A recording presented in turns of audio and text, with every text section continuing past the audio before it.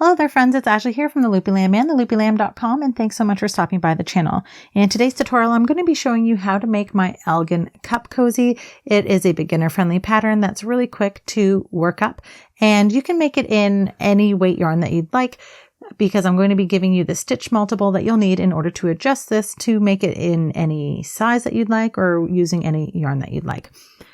But for today's tutorial, I'm going to be using this Bernat Maker yarn, which is a size 5 bulky weight yarn, and I'm using the color Steel Blue.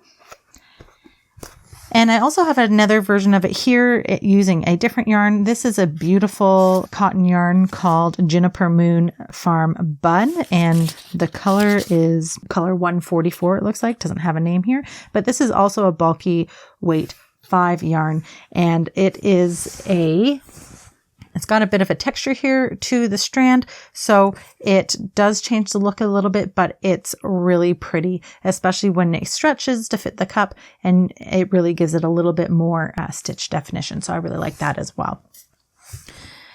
If you're using the bulky weight yarn, you're going to need a 6mm or J crochet hook. If you're using a different weight of yarn, you're going to need to change your hook size to match whatever yarn that you're using. You'll also need a stitch marker. This is an optional thing to have, but I do think it's super handy if you're a beginner, and I'll show you how we'll use that. And you'll need a tapestry needle and a pair of scissors. Now, if you're looking for how much yarn you'll need, if you're using the Bernat Maker, you're going to need approximately 17 yards of yarn. However, if you change your yarn weight, then that amount will vary depending on the yarn weight and hook size and your personal gauge or tension.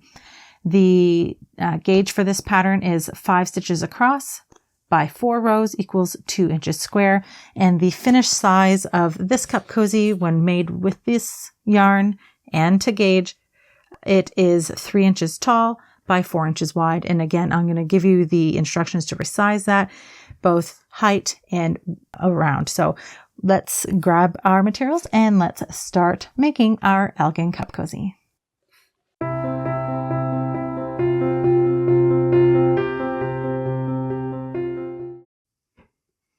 All right, to start our cup cozy, we're going to need to create a slip knot. So I'm going to hold the tail end of our yarn here in my hand, and I'm going to wrap it around my fingers, bringing it around to the front and creating an X. Then while I'm holding on to this working end of the yarn here, I'm going to flip my hand and then pin the yarn down between my ring finger and my pinky finger.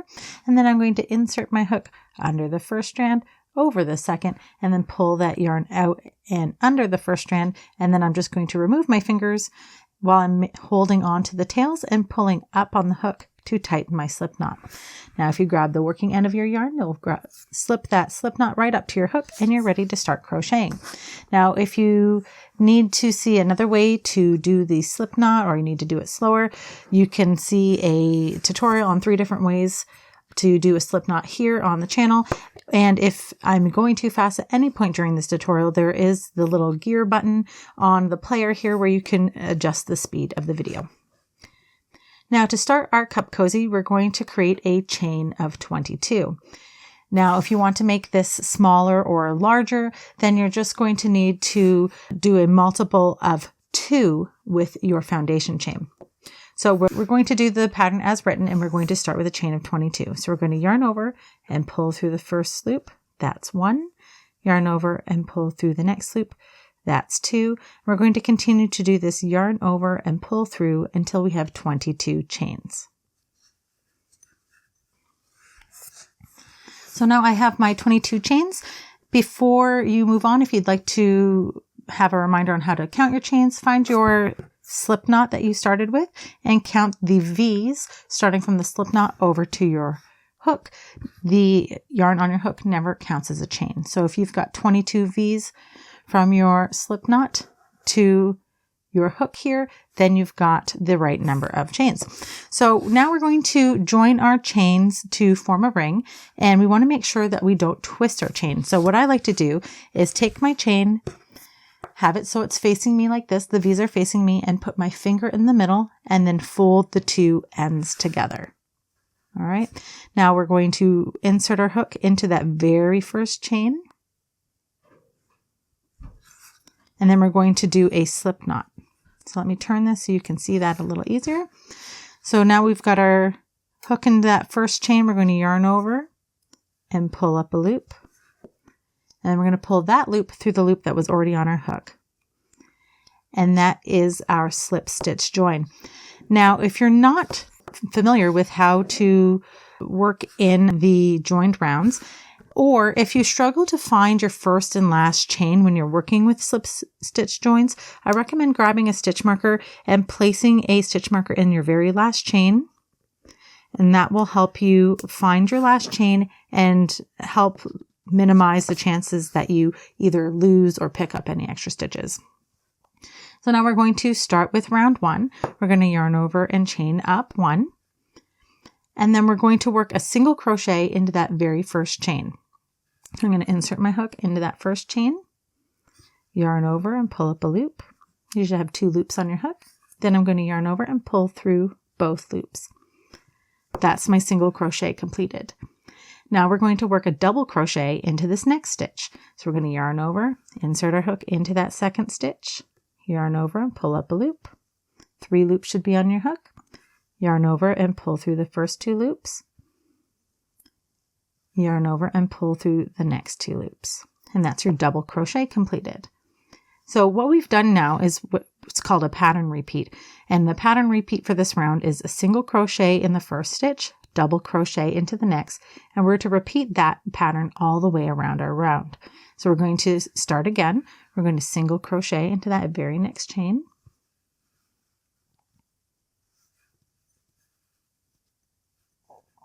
And then double crochet in the next. So yarn over, insert into the next chain, yarn over, pull up a loop, yarn over, pull through 2, yarn over, pull through 2.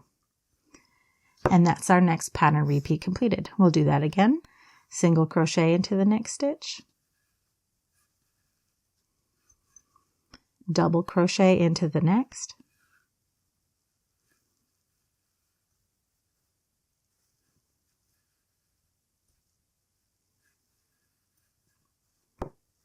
and that's our next repeat completed. So again, single crochet into the first stitch,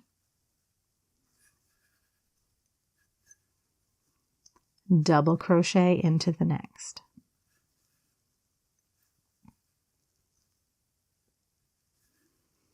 So if you'd like to pause your video and work 1 single crochet into the first stitch, double crochet into the next, and repeat that pattern all the way around, I'll meet you at the end of the round to show you how we're going to finish off round 1.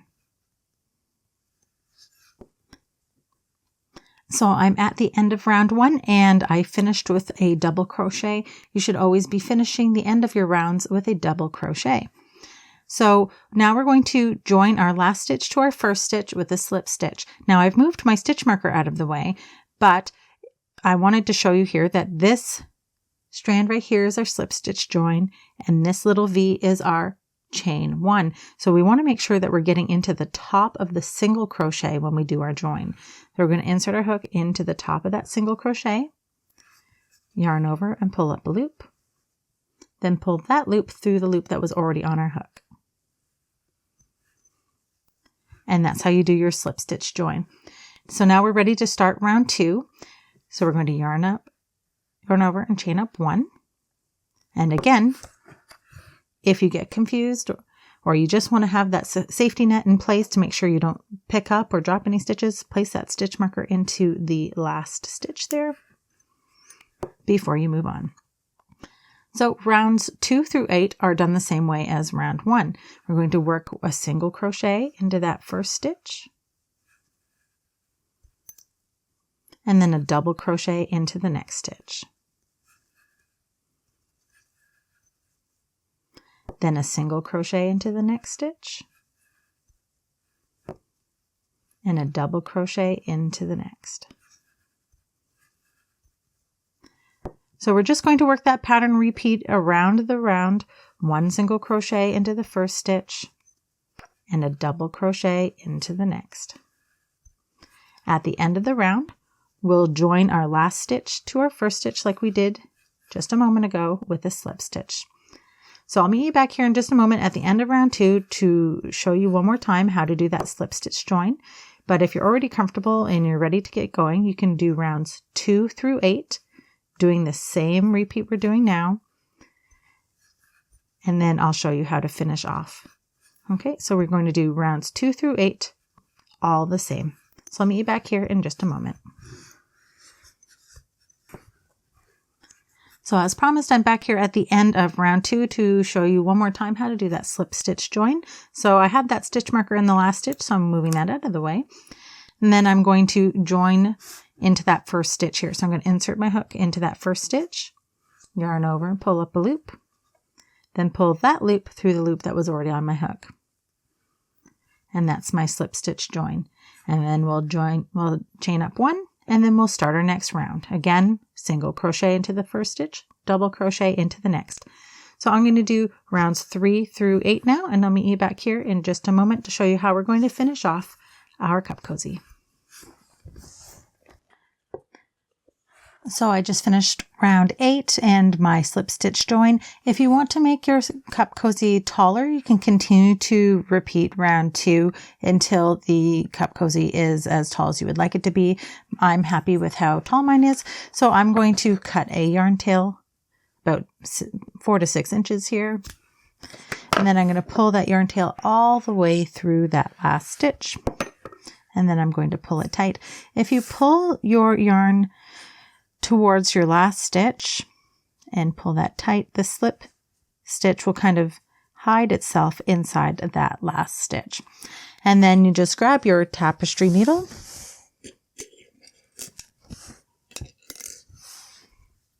thread it onto the end, and weave in your ends.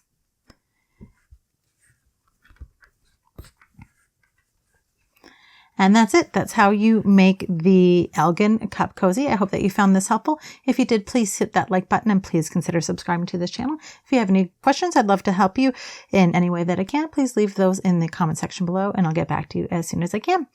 Thanks so much for watching, friends. Happy crocheting, and I'll see you next time.